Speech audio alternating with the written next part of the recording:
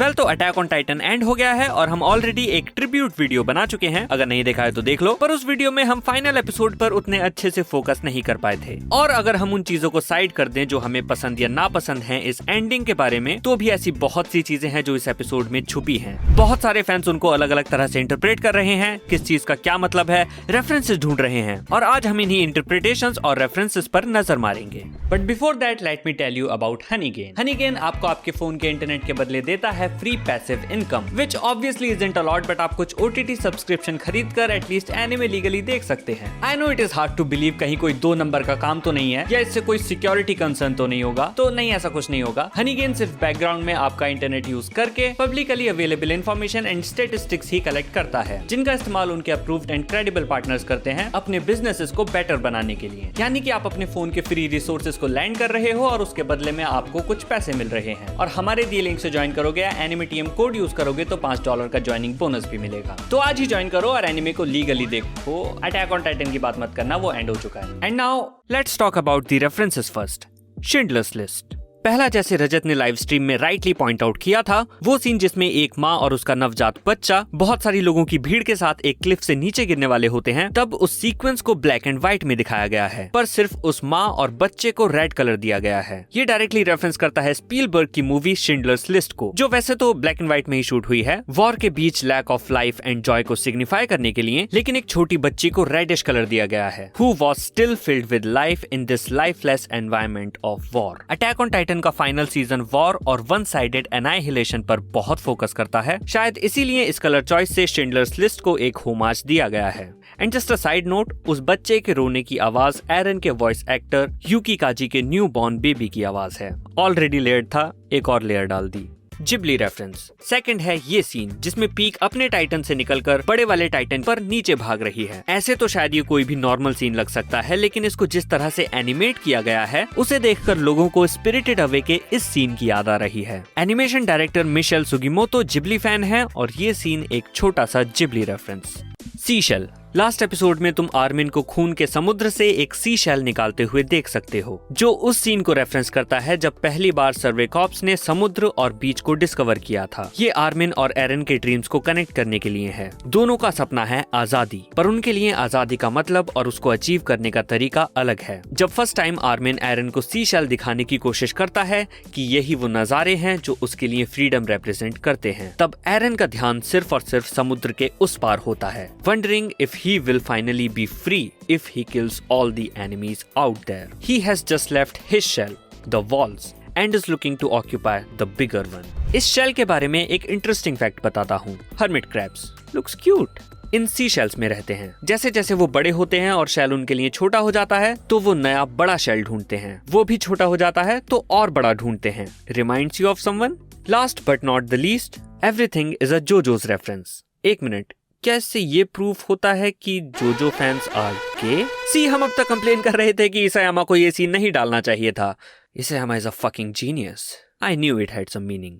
References तो यहीं खत्म होते हैं, लेकिन हम आगे बढ़ते हैं hidden meanings and fan theories पर, जिसमें सबसे बड़ा सवाल है, डिड मिकासा मैरी? और अगर हाँ तो किससे? वेल, इसका हमारे पास कोई ठोस जवाब नहीं है, क्योंकि इसायामा खुद इसे एम्बिग्युअस रखना चाहते हैं। क्लियर करना होता तो मांगा में कर सकते थे, चैप्टर 139.5 में कर सकते थे, एनिमे में कर सकते थे, पर नहीं, वो खुद इसको ओपन टू इंटरप्रिटेशंस छोड़ना चाहते हैं। तो आइए इंटरप्रेट करते हैं। नाउ मेरी ओरिजिनल स्पेकुलेशन थी कि मिकासा ने शादी की, बच्चे किए, किड्स, ग्रैंड किड्स वगैरह, और एक अच्छी, खुशहाल और लंबी जिंदगी जी, while still remembering and loving Eren. And then there is this shot, Mikasa का फ्यूनरल, जिसमें व्हाइट लिलीज हैं, और फैंस का स्पेकुलेशन है कि white lilies purity and virginity को सिंबलाइज करती हैं, यानी कि मिकासा वर्जिन रही, उसने बच्चा गोद लिया होगा, और वो आदमी जीन नहीं आर्मिन है। Okay, for my lack of knowledge मैंने मान लिया था कि होगी वर्जिन, ले लिया होगा बच्चा गोद, पर इस बंदे को आर्मिन बोल के तुमने अपनी पूरी क्रेडिबिलिटी पर सवाल उठा दिया। For the record, Armin Mikasa से हाइट में छोटा है। इस आदमी की हाइट और अपीयरेंस जीन से मेल खाती है, but let's even rule out gene, क्योंकि अगर ये बताना होता तो इसायामा खुद ही कंफर्म कर देते। It is just his way of saying that she married और at least had a husband figure who obviously loved her and respected her love for Eren and wholeheartedly supported her by visiting Eren's grave with her. और जहां तक बात lily की है तो हाँ, वो प्योरिटी सिग्निफाई करती है, पर वर्जिन्स के लिए ही यूज हो ऐसा जरूरी नहीं है। I have researched and also verified with my Japanese friend. Japan में व्हाइट लिलीज को कॉमनली भी फ्यूनरल्स में यूज किया जाता है ताकि सोल्स पीसफुली अदर साइड पर जा सकें। And the world of attack on Titan isn't even Japanese, characters are not Japanese, so you can't actually make that logic here. और ये 4 फ्लावर्स वाली बात तो मुझे कंप्लीटली मेड अप लग रही है। I couldn't find anything related to that. और अगर कहीं कुछ ऐसा है भी तो maybe you are just reading too much into it. इसीलिए कहते हैं don't believe everything you see on the internet. मेरे अकॉर्डिंग मिकासा ने एक अच्छी नॉर्मल फुलफिलिंग जिंदगी जी, शांति से एक परिवार के साथ, और यही अटैक ऑन टाइटन की ओवरऑल थीम से भी मेल खाता है। तुम एक आइडियलिस्टिक रोमांस ढूंढ रहे हो और मिकासा का डेडिकेशन वैसा है भी, so it's not really your fault. But attack on Titan की दुनिया आइडियलिस्टिक नहीं है,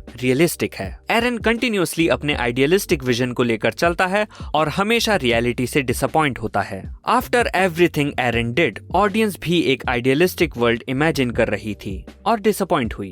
War continues. The world remains as it was, even if the Titans are not there. People move on even if they loved you as deeply as a human possibly can. It doesn't taint what they felt in the past, and they deserve a happy life, even if that love was their very existence. That's my take on it. बाकी तुमको जैसे interpret करना हो कर सकते हो। Nothing is confirmed anyways. Why Eren killed his mom? कई लोगों को लगता है कि एरन का अपनी माँ की तरफ डीना को भेजकर मारना एरन के ओवरऑल मोटिवेशंस पर सवाल उठाता है। स्टार्टिंग में उसका मोटिवेशन था टाइटंस ने मेरी माँ को मारा है, मैं सारे टाइटंस को खत्म कर दूंगा। और हाँ, उसने सारे टाइटंस को खत्म कर दिया, लेकिन फिर अपनी माँ को क्यों मारा? अगर तुम सिर्फ सिंगुलर पर्सपेक्टिव से सोचो तो एरन को बर्थोल्ट को बचाना था, इसलिए उसने डीना को कार्ला की तरफ भेज दिया। पर वो कहीं और भी तो भेज सकता था। कार्ला को मारने की क्या जरूरत थी? यहाँ तुम प्राइमरी ऑब्जेक्टिव भूल रहे हो। एरन ने बर्थोल्ट को क्यों बचाया? ताकि आर्मिन बच सके। आर्मिन कब बचेगा? जब पास्ट एग्जैक्टली वैसा रहेगा जैसा था, और पास्ट में कार्ला मरती है और डीना उसे मारती है। अटैक ऑन टाइटन में टाइम ट्रेवल एग्जिस्ट करता जरूर है, पर टाइमलाइन एक ही है। व्हाट हैज हैपेंड और will happen is already decided and done. और इसकी 2 वजहें हो सकती हैं, या तो टाइम ट्रेवल रूल्स की वजह से, या फिर एरन चाहता ही यही है कि उसके फ्रेंड्स बच सकें, जिसके लिए वो मेक श्योर कर रहा है कि जो जैसा हुआ था एग्जैक्टली वैसा ही हो। In other words, he is just fulfilling his role in the grand scheme of events. So there you have your answer.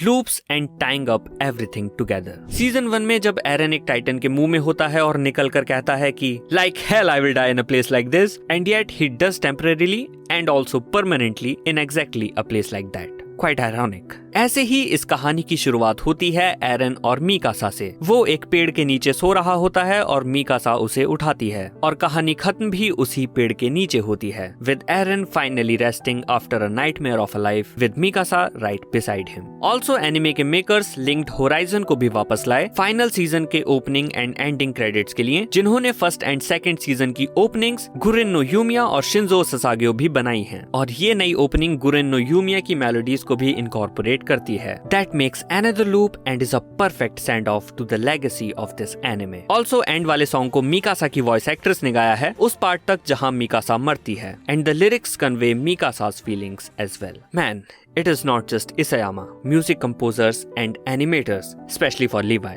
सब ने मिलकर इसे इतना डेंस बनाया है कि तुम जितना ढूंढोगे, जितना सोचोगे, ये शो उतना ही सरप्राइज करेगा। तुमको उतनी चीजें पता चलेंगी, तुम उतना अप्रिसिएशन महसूस करोगे। I just love this show. And इस वीडियो को यहीं पर खत्म करते हैं। मेरे पास और भी चीजें हैं डिस्कस करने के लिए। तब तक मुझसे जो छूट गया हो वो प्लीज कमेंट्स में शेयर करना, ताकि मुझे भी कुछ और नई बातें पता चले। तब तक के लिए bye bye. I will see you in the next one.